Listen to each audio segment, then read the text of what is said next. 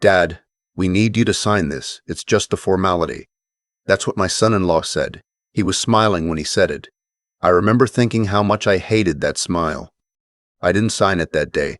I told him I needed my reading glasses. He said, of course, no rush, and then he and my daughter drove away in that black SUV they bought 6 months after the wedding. I stood on my front porch and watched the taillights disappear around the corner, and I went inside and called my attorney. That was the beginning of the end, or maybe it was the beginning of something else entirely. Let me back up. My name is Leonard Pruitt. I'm 67 years old. I spent 31 years working for a pipe fabrication company outside of Knoxville, Tennessee. Started on the floor, ended up as plant supervisor. Not glamorous work, not the kind of job you brag about at dinner parties, but it paid the mortgage on a house my wife and I bought in 1989, raised 2 kids in, and paid off completely by 2011. When my wife, Patricia, passed away from ovarian cancer in 2019, that house became the only thing I had left of the life we built together. The house isn't fancy. 3 bedrooms, 1.5 baths, a detached garage that my father-in-law helped me build back in 1994. The garage is where I keep my woodworking tools, the lathe, the bandsaw, the drill press I bought secondhand from a retiring cabinet maker in Maryville. Patricia always said I spent more time in that garage than in the house. She wasn't wrong. After she died, the garage became the only place I could breathe. My daughter is named Claudette. She's 38. She's smart and she's driven, and for a long time I was proud of every bit of that. She got a business degree from UT Knoxville, moved to Nashville after graduation, worked her way up at a real estate development firm. She met her husband, a man named Preston, at a conference in Atlanta. They got married in 2021. Nice wedding. Open bar, string quartet, the whole thing. I danced with Claudette to a Patsy Cline song, and I cried a little and she laughed at me and I was genuinely happy. I should have paid more attention to Preston that night. I was too busy being happy. Preston's family has money, old Tennessee money, the kind that gets passed down in parcels of land and investment accounts and names on buildings. He's never held a job for more than 2 years. He calls it entrepreneurship. Patricia would have called it something else, but Patricia wasn't there, and I was lonely. And when Claudette brought Preston around for Sunday dinners, I told myself I was just being old-fashioned. I told myself a lot of things. About 18 months after the wedding, Claudette started calling more often, not to talk, to ask. Could I help with their security deposit when they upgraded apartments? Could I loan Preston some startup capital for a new venture? Could I let them stay with me for a few months while they figured things out? I said yes. I always said yes. She was my daughter. I didn't know how to say no to her, and if I'm being honest, part of me was grateful for the company. They moved in the following March. Preston brought more luggage than I owned furniture. Things changed quickly. Claudette started making suggestions about the house. The kitchen needed updating. The carpet in the master bedroom was outdated. The garage was wasted space. Maybe I could rent it out, or better yet, convert it. I smiled and nodded and went back to my woodworking. But Preston started making phone calls in the backyard late in the evenings, and I noticed he always went outside when I came into the room. I'm not a suspicious man by nature. I spent 30 years trusting people, taking them at their word, believing that most folks were decent. But I'm also not stupid, and I grew up in a family where my grandfather lost 40 acres to a handshake deal with a man who turned out to be neither decent nor honest. My grandfather told me that story once when I was about 12 years old, sitting on his back porch in Sevier County. He said, "Leonard, never sign anything you haven't read twice, and never read it twice without a lawyer reading it once." I hadn't thought about that in years. When Preston put that paper in front of me, my grandfather's voice came back clear as a bell. The document he wanted me to sign was a limited power of attorney, not general, limited, restricted to real estate transactions. My real estate. I took it to my attorney, a man named Ben Whitfield, who has handled my affairs since 2003. Ben read it twice. Then he read it a third time. Then he set it down on his desk and looked at me over his reading glasses. He said, "Leonard, if you sign this, Preston can list your property for sale without your direct involvement in the transaction." I said, "Can he close on it without me?" Ben said, with this language, "Yes, especially if the notarization is handled by someone in his network." I sat there for a minute. I looked at the deer head mounted above Ben's filing cabinet. His son shot it in 2016, a 12-pointer. And I thought about Patricia. I thought about the way she used to stand at the kitchen window in the morning with her coffee and look out at the dogwood tree she planted the year we moved in. That tree was still there. It bloomed every April without fail. I told Ben I wasn't going to sign it. Ben said, "Good, but I'd like to know more about what's going on, if you don't mind telling me." So I told him everything. The apartment deposit, the startup money, the move-in, the phone calls in the backyard, the late nights when Preston was on his laptop and closed it when I walked in. Ben listened without interrupting, which is something I've always respected about him. When I finished, he was quiet for a moment. Then he said, "Let me make a few calls." I went home. I didn't tell Claudette where I'd been. She asked how my afternoon was, and I said fine. Just ran some errands. Preston was in the living room watching something on his phone with earbuds in. He gave me a nod. I nodded back. That night, I went out to the garage and I worked on a rocking chair I'd been building for my grandson. Claudette's boy from a previous relationship, a 9-year-old named Owen who I adored completely. I sanded for 2 hours in the quiet and I thought about everything and nothing, and when I came inside at 10 o'clock, I felt steadier than I had in weeks. Ben called me 3 days later. What he had found was this. Preston, through a Shell LLC registered in Delaware, had already made preliminary contact with 2 residential real estate brokers in the Knoxville area. He hadn't listed my property. He couldn't without the power of attorney. But he had described it, given rough square footage, mentioned the garage conversion potential, and the lot size. One of the brokers had sent a preliminary valuation. Ben had a copy. Preston had described my home as an estate asset currently held by an aging family member. Those were the words, aging family member. I read that phrase 3 times standing at Ben's desk. Ben also told me something else. There was a lien issue, a small one, almost invisible, tied to a contractor dispute from 2017 that had been improperly recorded against my property address by mistake. It had been sitting there unnoticed, but if someone ran a title search and found it, it could complicate a sale. Ben said Preston had almost certainly found it too, and that this was likely the reason for the limited power of attorney rather than a general one. The lien needed to be cleared by the property owner, and the easiest way to handle it quietly was to have legal authority to act on my behalf. Ben had already filed the paperwork to have the lien corrected. It was done before Preston knew it was being dealt with. I asked Ben what else I should do.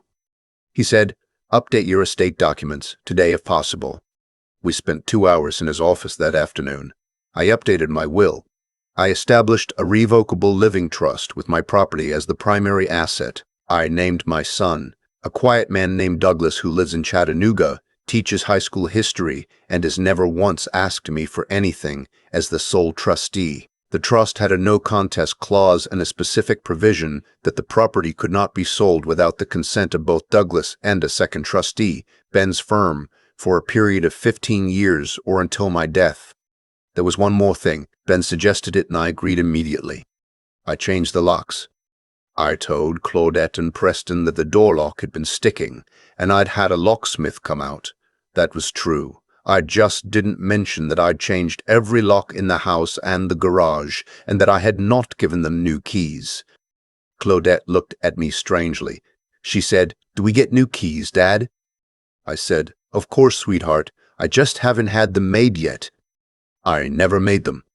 2 weeks later, Preston tried again. He had a different document this time, more casual looking, less formal language, the kind of thing designed to look like internal paperwork rather than a legal instrument.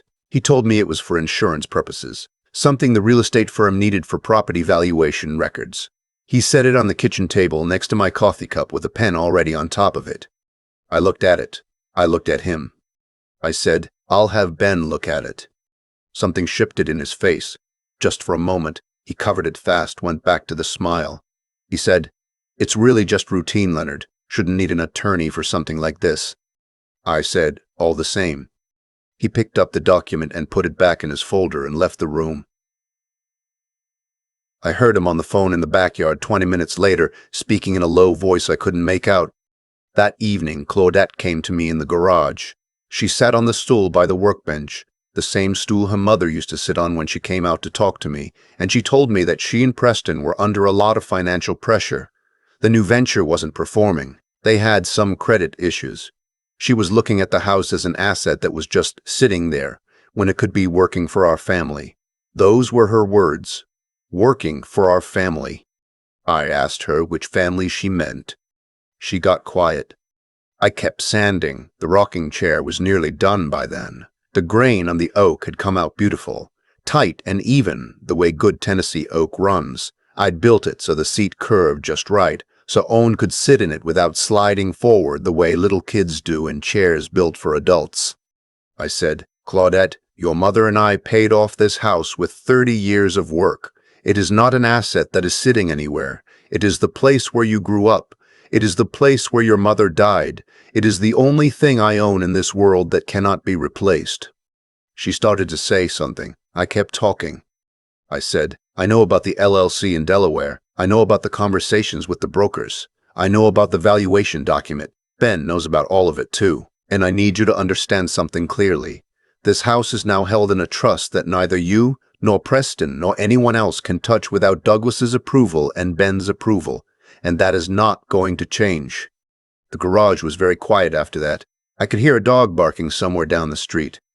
Claudette said, "Preston just thought."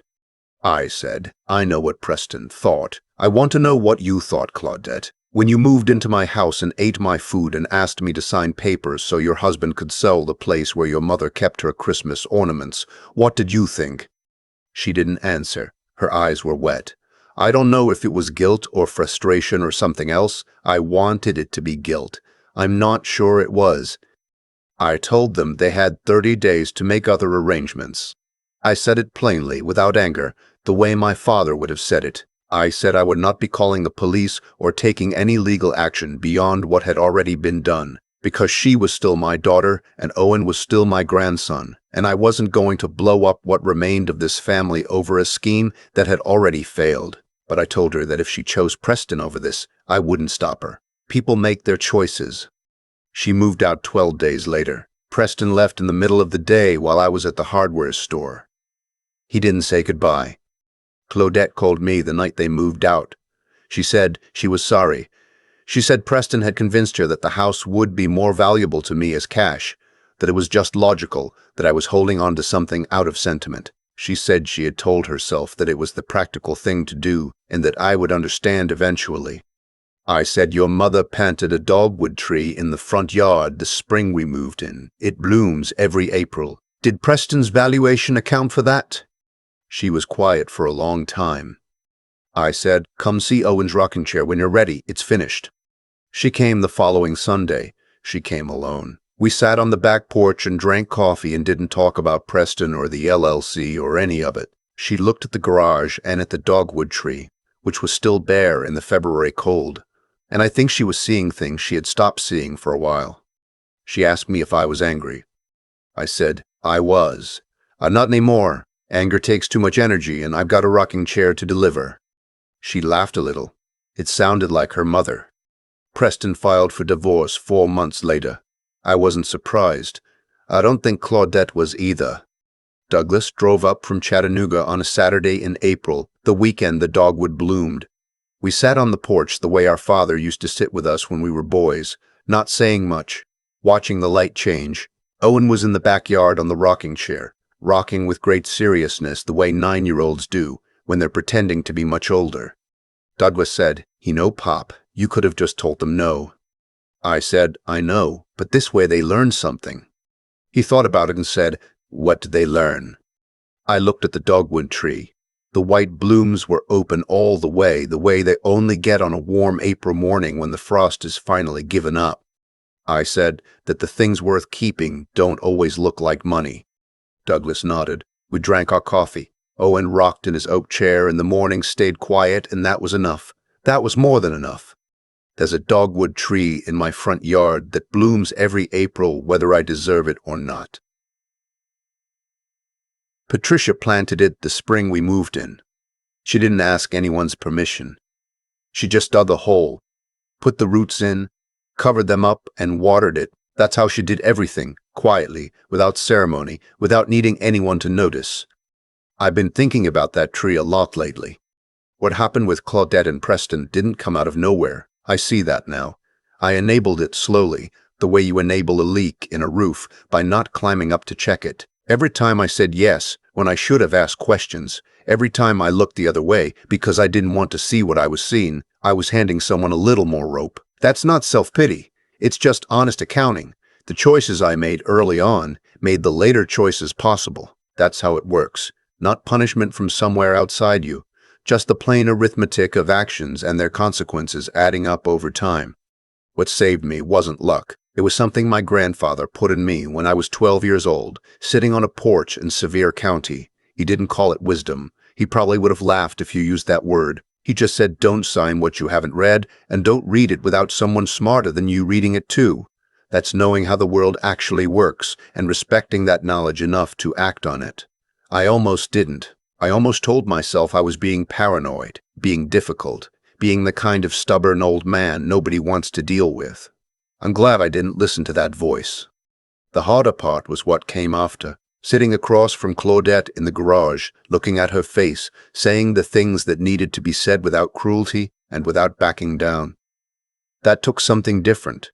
Not cleverness, just the willingness to stay in the room when every instinct said to walk away or soften the blow until it wasn't a blow anymore.